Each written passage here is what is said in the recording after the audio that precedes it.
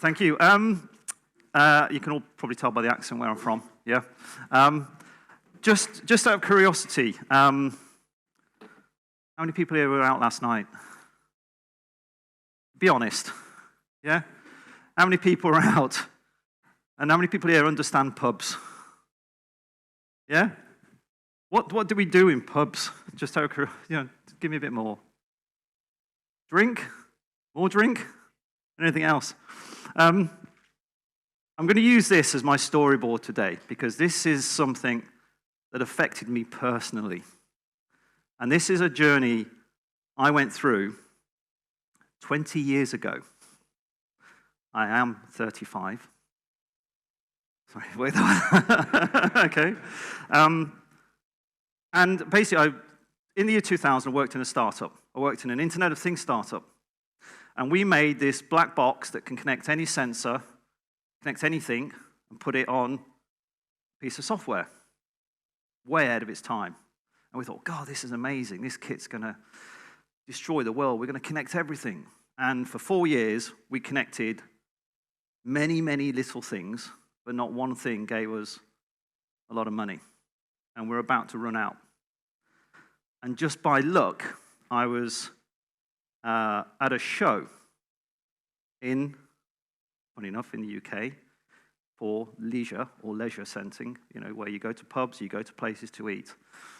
And some people walking up to us say, what does this little box do? I said, it connects anything. I said, can it connect pubs? Oh, that's a great idea. What can we connect in pubs? So, got sent an email the next day. This guy sent me an email and basically set the scene. Tob is a problem. And one of the things for me internally, I'll move out of the way of this slide, is when you ever start with IoT, do you really fundamentally understand the ask? Do you understand the problem? What is it you're trying to achieve? And a lot of people think, woof, okay, yeah. Oh, we can do predictive models. How many people here have actually done predictive models? How many people here have actually had conversations with the engineers and say, how many of these machines have really broken? And when you work out they've only had one break in 5 years, and we're just about to spend $1 million on doing predictive models, it changes your attitude towards asking the right questions. So after 4 years of doing nothing in this startup, I always started then with asking why. And success is one of those areas which must start with detailing the problem. And I really encourage you to spend a little bit more time on asking the why. So, can we monitor a pub? Of course we can. But actually, what's in a pub?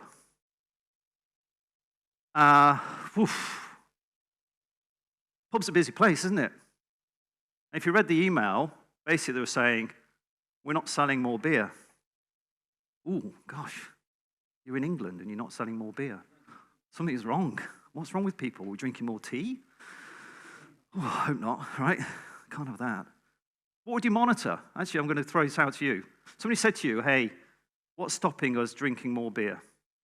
Why are our revenues flat? What can you do to monitor in a pub? Somebody throw some hands up, shout out some ideas. Anybody? Temperature. Temperature of the beer. Temperature of the pub. Okay. So there we are, running around with temperature probes. Going to install it in a pub. Right? What else can we monitor in a pub? Noise.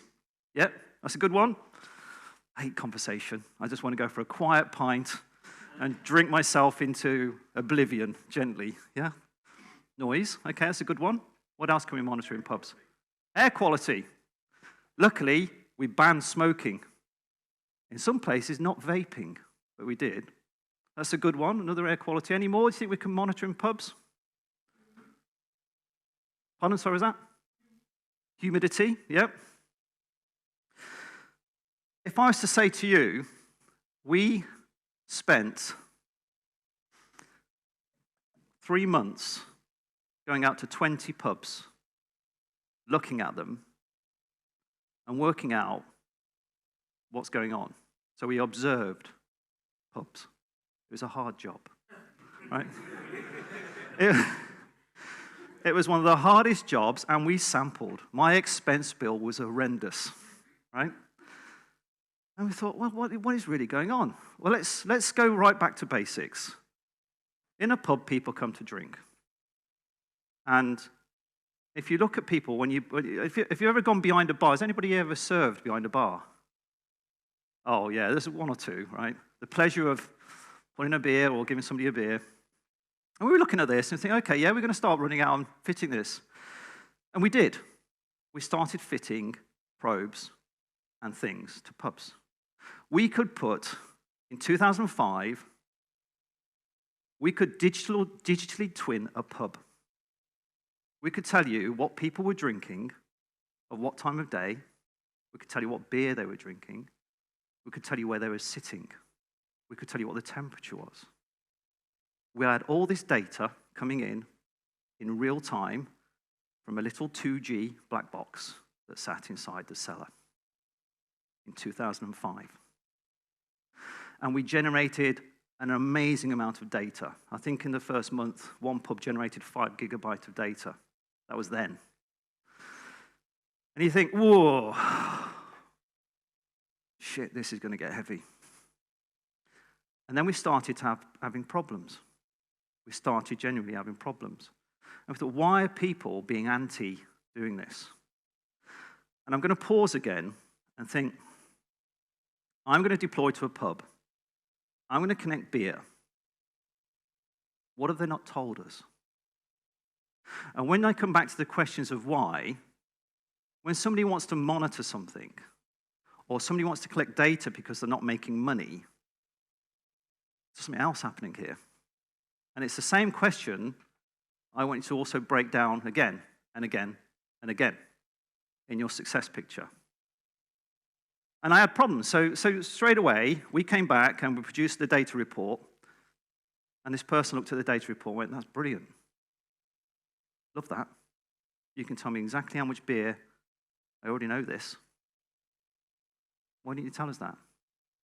In the UK, and I think in most places around the world, we look inside this picture, there's a till somewhere. That till's connected to a service, and that's collecting all the revenue and all the data. So they knew exactly what's going on. And we started to get barriers. We started to get things being prevented. And I want you to think now, okay, let's look at this picture, and why I'm dwelling on this picture. In the UK, pubs are not private things, as in they're not owned typically by a private person. They're ran by a landlord. They're owned by a bigger organization. How many companies here are owned by a bigger organization? And we started to uncover something which the industry knew about, but never wanted to do anything about it until they found a company that could help them do something about it. And then we started to have some barriers. And I'm talking real barriers, right? So they said to us, Charles, can you go and install some more pubs? We're going to send you to some of the most difficult pubs in the country. Yeah, fine, I've got a few engineers.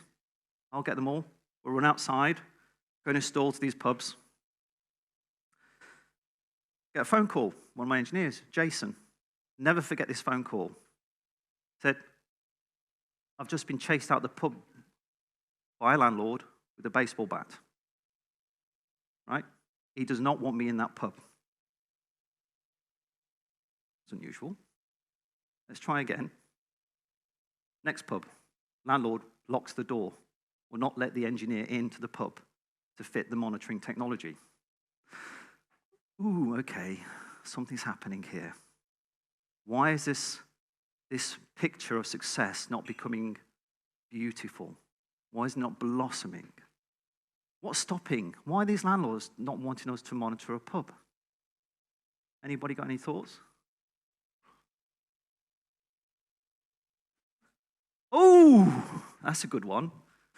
In an IoT program, and when you deploy lots of things and collect lots of data, do you get great communication from every part of your business?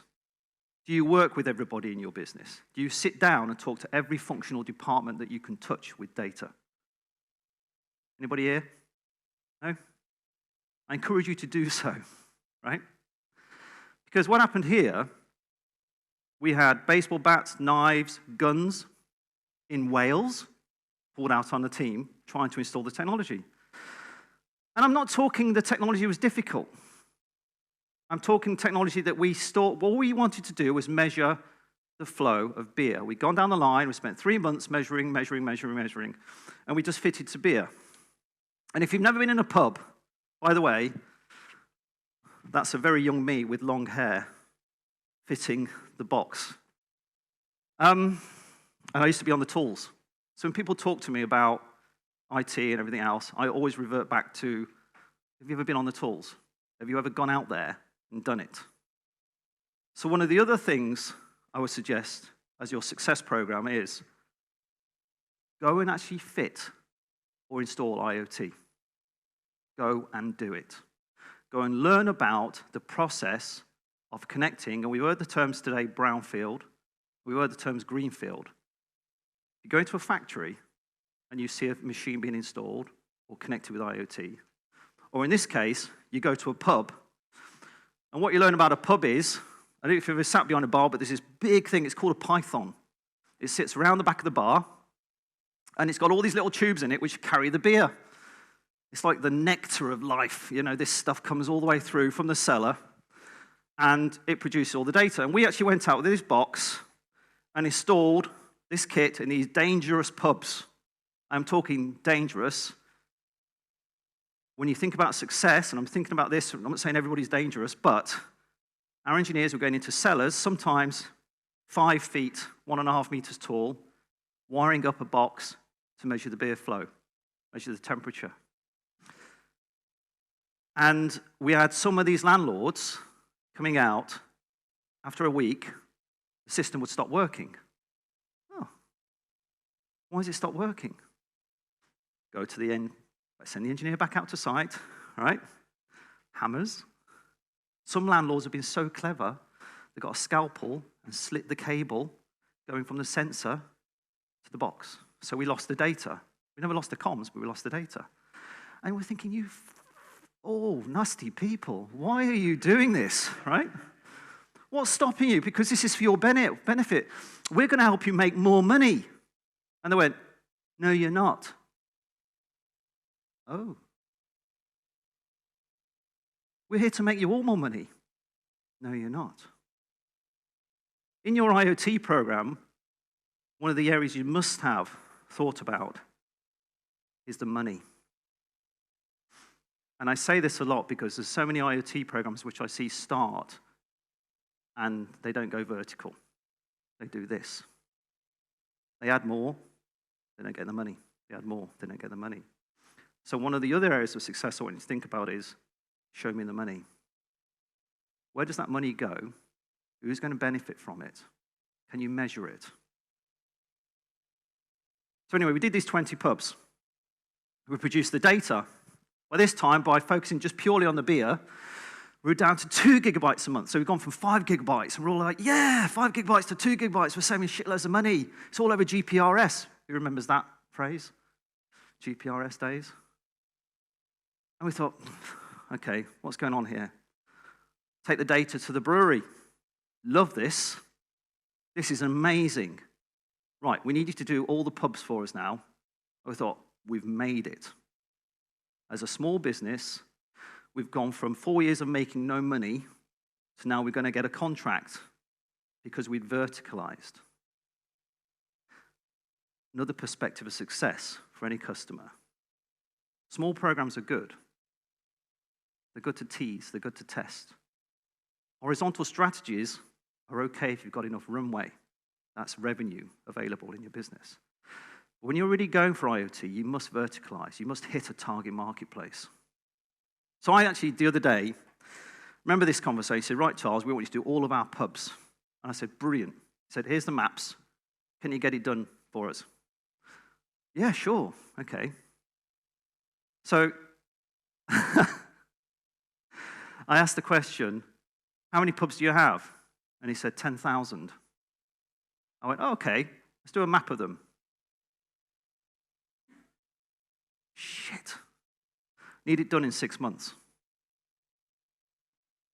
So you've hit your target, you've got a case, you've got something the customer's bitten on, they want you to deploy. How do you scale fast?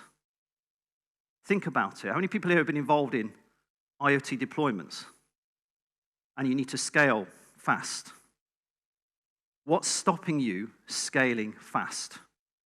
And again, part of a success program, we must talk about the blend of IT. I'm not talking operational technology. The barriers we spoke of are now not just becoming from the technology or the people. It's the barrier to actually saying, can we install 10,000 pubs in 6 months?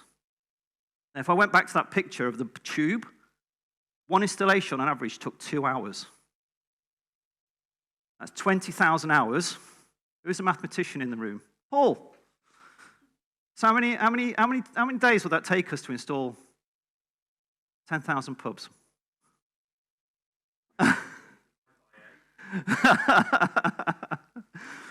And this is the thing. People don't really understand the impact of installation, the time it takes to get things connected. If you're doing a brownfield strategy in your success plan, for me, IoT success is not just a little piece of software in the middle. It's everything. It's the physical world connecting to the real world, then to the pretend world, IT, that's where I work in, and then into the change world, which is the business adopting the data and making the improvement. So I had to hire. I had 3 months to hire as many engineers and partners and train them on installing, give them a risk plan. If you get attacked, if somebody pulls a knife on you, leave, basically. We had some sites where we actually had personal bodyguard escorts go with the engineers to install the technology. And we had the landlords given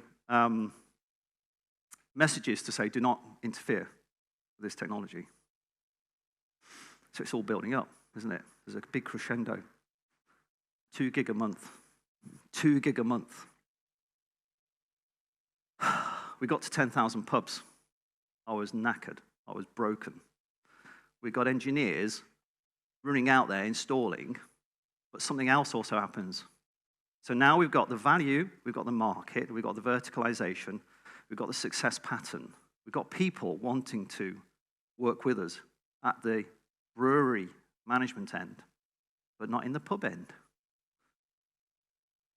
Okay, so I go to the brewery, got the dashboards, we've got our pie charts, we've got 10,000 pubs connected, we've got all this data about times of beer consumption. I could tell you exactly when you had that pint of Guinness last night. Yeah, I could do all of that stuff. And the customer said, in that first 20 pubs you connected, you identified something we hadn't identified before. In that pub, we sold to that landlord 100 barrels of beer.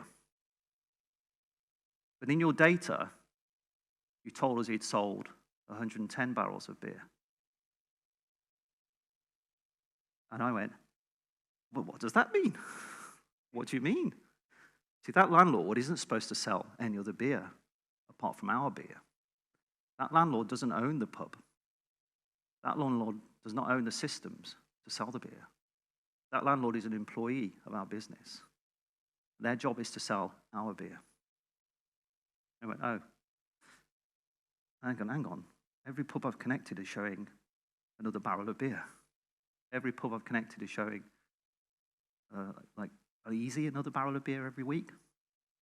So yeah, so that's our problem.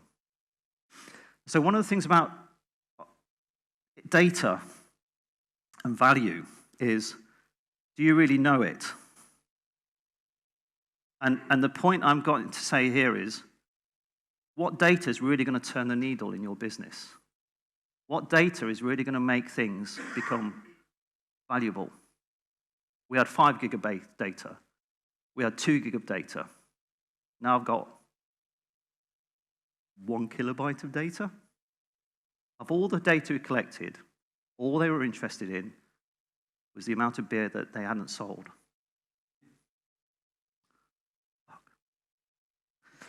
And then something else happened. They said, you know your systems, don't you? Yeah. How accurate is your data? Well, hang on, I've just installed 10,000 pubs for you. Our data is really accurate. Okay. Will you stand by it? Ooh, what do you mean? Well, we're going to start to sue the landlords for losses. So think about this. Full story, you go from asking the questions why, observing what's really happening. You've gone out and realized it takes 2 hours to install some piece of IoT technology. You've accelerated the value to the data, which you don't really understand yet. And now somebody's told you what that data really, really means. So you've turned it all off and all on. And then they turn around to me and say, okay, we're suing them. You're going to be an expert witness in court. What? About 3 months later, those first pubs we installed were taken to court for loss of earnings. And I was put in court as an expert witness to validate the data, to explain how the technology works. I was cross-examined. I was cross-examined. How old was I then? 25. 30 years old. Being asked about data. And that comes to the real penultimate point of success planning. Stand by your data. Validate it. Check it. Make sure it's accurate. Because the first time you present that to people and the values associated to it, and you're in the slightest bit in the wrong, it's gone. Keep it simple, stupid. Do not go overkill. This journey, where I'd gone overkill for the first months, years, took us from a lot of data to a little bit of data to a bit of data, which really triggered the value. And across your organizations, there's an impact.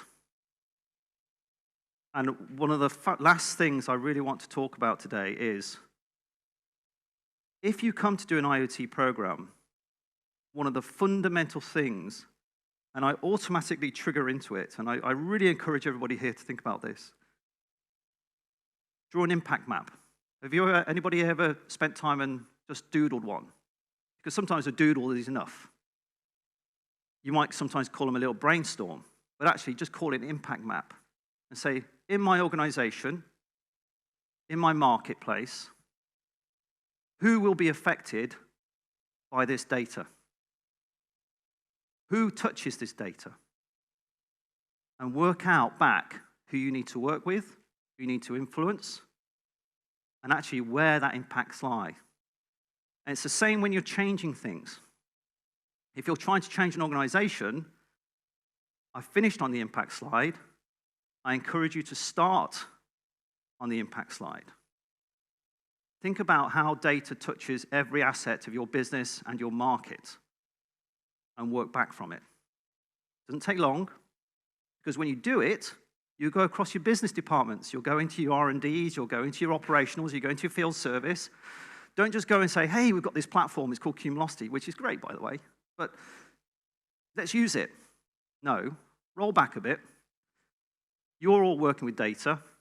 You're going to be using this data. I'm going to influence it. I want it to get better. I want to get it refined. Work with people. Start them thinking about it. Get them to encourage and get involved with you. And then hopefully, when you stand by your data, people will work with you, not against you. It's a simple journey, but I just want to go back to this picture. This one.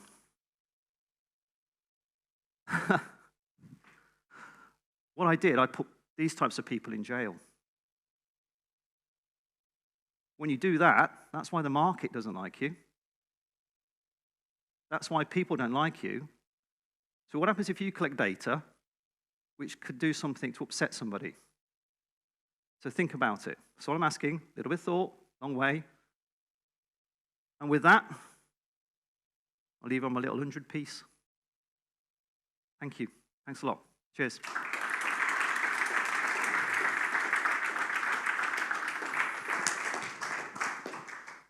Questions? Do I drink beer? Yes. Oh, a little, sorry, while we're going for the question, just so you know, I forgot to say, actually, one of the things we started doing when we were fitting this stuff, you know, you go and do, say, 10 pubs, and you go to there's about a team of 5 people, you go, wow, let's all go to the pub. And they wire up the systems and the sensor, and you think, oh, we've got to calibrate this. Yeah, so we've got to measure the beer flow. So you start pulling the beer. Landlord says, you've got to pay for that. I said, okay, fine, here's the money, pay for the beer. He said, aren't you going to drink it? Oh, okay. Those first few installations, we needed a day to recover, right? Anyway, sorry. Question? Yeah, I got 2 questions. One is with regards to the impact. Yeah. In your list of impact, yeah, did it impact your ability to install the rest of the other pubs? Yeah, absolutely. The thing that we didn't trigger to, if we'd actually worked back, there's a financial impact you can do. You can go a little bit more refined. You can do operational impact, financial impact, and process impact. What happened in the industry, landlords they all know each other. So when the word got out, hey, there's a new monitoring system going in, it's not going to help us. That's what happened. So the impact was immediate, but clearly we could zone areas where we knew we were going to get problems. Yeah. And the second question, the last one is, did you charge for your cross-examination or being a witness?